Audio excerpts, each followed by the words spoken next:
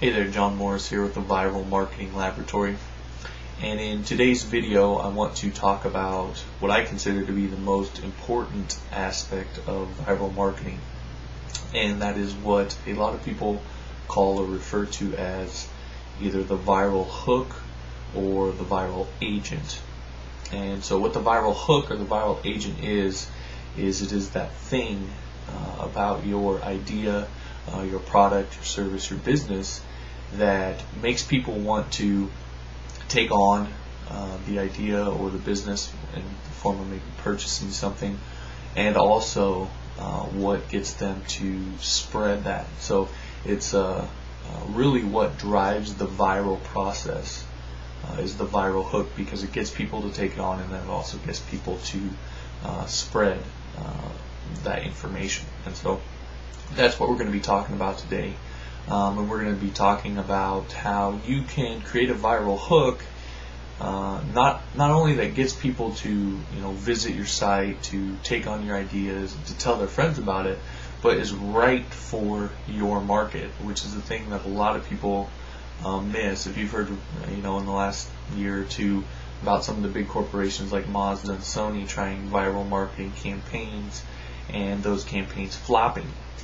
And in my estimation, from what I've seen of those, it's because the campaigns that they implemented were not right for their market. And we'll talk about why a little bit later. And so there's danger there if you were trying to simply, create a viral epidemic and you're not doing it correctly for your market, that it's going to either flop, or you're going to get a lot of people who aren't interested in what you're doing, and they're only there to play a video game or watch a funny cartoon, and they're not actually there to purchase products. And so in today's video, we're going to talk about how to not only attract people, but attract people who want to buy your products, who are super targeted.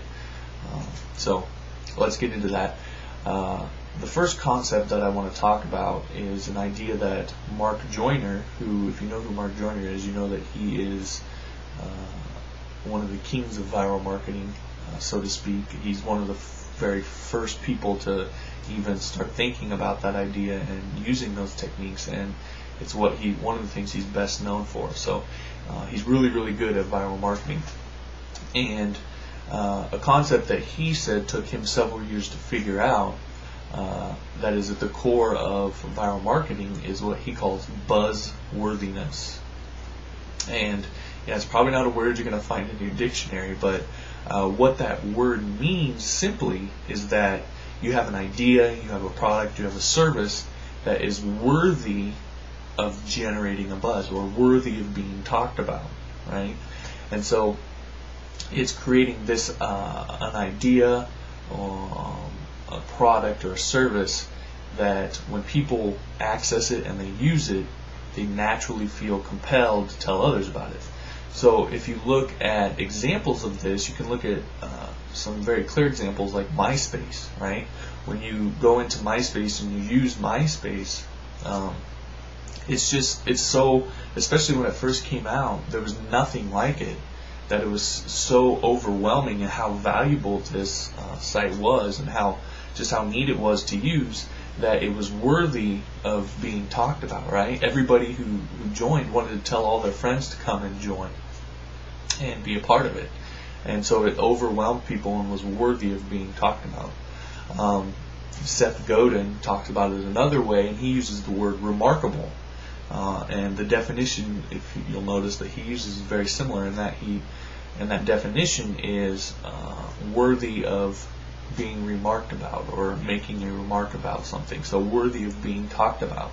So when you're thinking about creating a viral marketing campaign, right, a lot of people think about games that can attract people and all these different things, but it doesn't have to be like a game. It doesn't have to be some sort of funny cartoon or video, or have lots and lots of mystery, right? It doesn't have to be those things. Those have simply been the techniques marketers have used up to this point. Really, all it needs to be is something that is worthy of being talked about. And So this is when we get into how you can make this fit for your market, right? So if you're in, say, some sort of spiritual market, right, where you have people who are very spiritual people, and you sell information on how to deepen spirituality, right? So creating a game for this kind of market probably isn't going to work very well. And if you're in this kind of market, you've probably thought about viral marketing, and you've seen what people have done and been like, well, I can't really make that work for my market, right? Creating some kind of funny cartoon, probably isn't going to work for your market. There may be some creative way that you can come up with, but it's a real stretch, right? So how do you create a viral marketing campaign, or how do you create something that is worthy of being talked about? And that's when we get into the idea of value, right? Business, on a very fundamental level, is a process of value exchange. So you have something of value to offer your market, and they have something of value to offer you. So you enter the marketplace, you put out there and promote what you have of value to offer. And if they want that, then they exchange with you, normally money, for the value that you have to offer, right? And so that's the business process, and that's what you're doing in your market. Well, one way that you can create buzzworthiness about your products and your business is to over-deliver on the value that you give others. And the analogy that I like to use is, imagine that you were standing in front of a money vending machine. I know that sounds a little far-fetched, but just roll with me for a second here.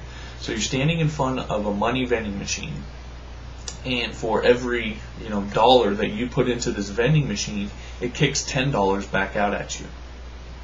So you're getting a 10-to-1 exchange rate, right? So how many times would you put $1 into that machine, right? If you're like me, you'd be stuffing dollars in there as fast as you can, because you're getting $10 back every time, right? Now, so the first stage of taking on the idea, right, by over-delivering on value. So if someone buys a product from you, again, we go back to the business process and value exchange. If someone buys a product from you and they give you $10, and in return they feel like, and it's important, they feel like they received, $100 in value, right? That they're going to feel like they're standing in front of a money vending machine, right? Because they gave you $10 and they got $100 back. And so to them, their exchange rate was 10-to-1. And so them taking on your idea, them taking on your products and your future products especially, right, they're going to be a lot more open-minded to that, because they feel that they're going to get more value from you than what they put in.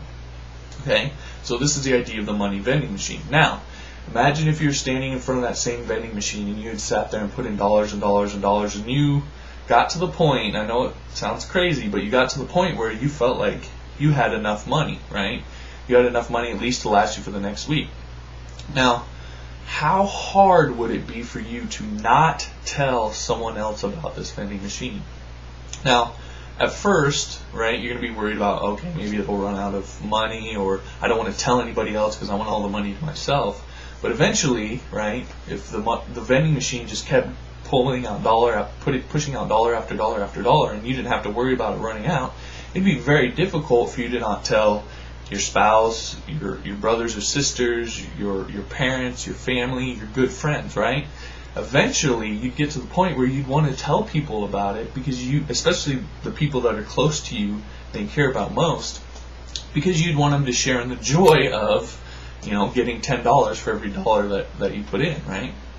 So this is the idea of spreading a virus, right, or viral spreading. So when you over-deliver something to your market, right, and your customers feel like they're getting more value than what they're paying for, it's going to be very, very difficult for them not to tell their friends, their family, people they know are interested in this type of stuff. It's going to be very, very difficult for them not to tell other people.